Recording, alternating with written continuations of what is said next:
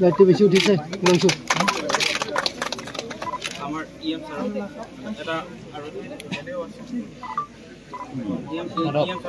Doctor নীলোৎ sir এই হৰমনাৰে এই হৰমনাৰে বলে দুজন পকছ মারব তোর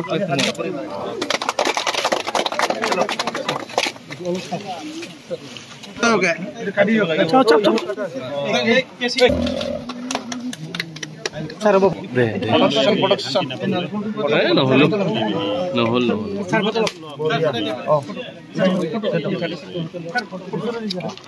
फोटो प्लम फोटो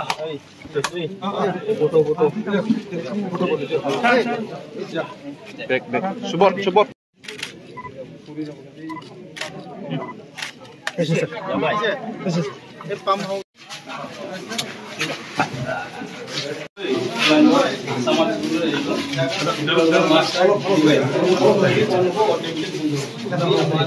प्लीज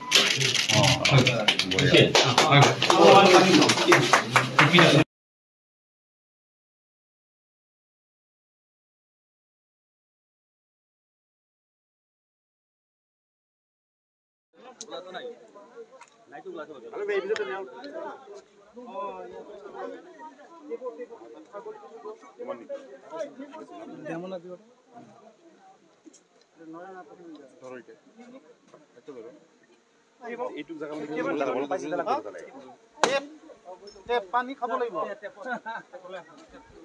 पानी तो खाइछই দেখুন আমি খাইছই দেখুন क्वेश्चन नहीं है पानी वाला तो এই বুঝলে কি করতে দেখলাম এখন সাপা করো এই গাধা যাও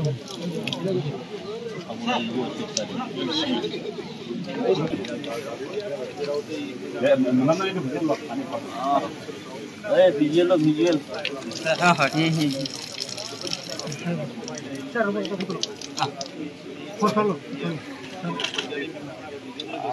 बढ़िया হৈ গৈছে इटू खसा खसिकै হ'ব পাৰে এইটো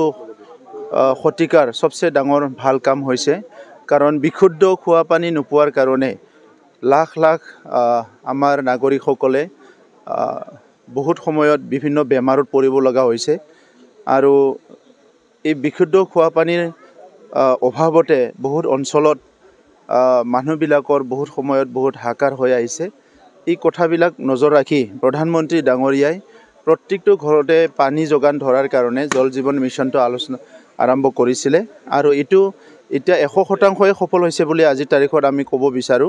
আৰু ইয়াতকৈ আৰু ভাল বহুত স্কিম থাকিব পাৰে কিন্তু যি অঞ্চলত পানীৰ কাৰণে বহুত অসুবিধা হৈছিল সেই অঞ্চলবিলাকত আজি সকলো উপলব্ধি কৰিছে যে এনেকুৱা এটা আঁচনি কোনো কল্পনাই কৰা নাছিল কিন্তু এই আঁচনিটো অহাৰ পিছত সকলো আনন্দিত হৈছে গতিকে আজি এই ডাবডাংপাৰাত আমি এটা মডেল যেটো আমাৰ জেজেএম সেন্টাৰ ইয়াত আমি আজি উদ্বোধন কৰিলো খুব ভাল লাগিছে 300 ফ্যামিলি ইয়াৰ পৰা লাভান্বিত হ'ব বুলি আমি জানিবলৈ পাৰিছো এতিয়া আগৰ নিচিনা নাই লাহেকৈ এটা প্ৰথমতে অলপ প্ৰত্যাহ্বান আহিছিল যে হি যিবিলাক আঁচনি আছে হি আঁচনিটো ভালকে প্ৰচলিত হ'ব নে নাই কিন্তু জল মিত্ৰ সকলো ট্ৰেইন হল এটা সকলো বুজি উঠিছে এতিয়া এই আঁচনিটো খুব ভালকে চলিব মই হেতু বিশ্বাস লৈছো আৰু মই ৰাইজকো অনুৰোধ কৰিছোঁ যে বহুতে পানীটো দমকলৰ পৰা এতিয়াও খায়, জান জুৰিৰ পৰা খাৱাটো কমি গৈছে, কিন্তু নিজৰ টিউবৱেল যিটো আছে ইয়াৰ পৰা পানীটো খায়। ইয়াতকৈ এই পানীটো যিহেতু ট্ৰিটেড কৰা পানী, ফিল্টাৰ কৰা পানী, খুব চাফা পানী হয়, ভাল হয়। মই য'ত গৈছোঁ তাতে খাইছোঁ। গতিকে এই পানীটো যাতে সকলো খায় আৰু এই আঁচনি য'ত য'ত আছে আঁচনিটো দীঘলীয়া সময় ভালকৈ চলাৰ কাৰণে যিটো কমিটি আছে, কমিটিয়ে এইটো ভালকৈ চোৱা চিতা কৰিব লাগিব। মই আমাৰ PHCৰ EM ডাঙৰীয়া, আমাৰ PHCৰ অসমৰ মন্ত্ৰী জয়ন্ত মল্ল ডাঙৰীয়া আৰু PHC ডিপাৰ্টমেণ্টৰ সকলো বিষয়াসকলক ধন্যবাদ জনাইছোঁ। আৰু এটা মই আহ্বানো কৰিছোঁ যে যিখিনি আঁচনি এতিয়ালৈকে আৰম্ভ কৰিলে, সেই আঁচনিখিনি যাতে কিবা খুঁটি নাটি কিবা সমস্যা আছে যদি এতিয়াই চাই ল'ব লাগে, আৰু যিখিনি আৰম্ভ হোৱা নাই সেইখিনিৰ কাম যাতে কোৱালিটি হয় সেইটোকো গুৰুত্ব দিব লাগে, মই তেখেতসকলক আহ্বান কৰিছোঁ।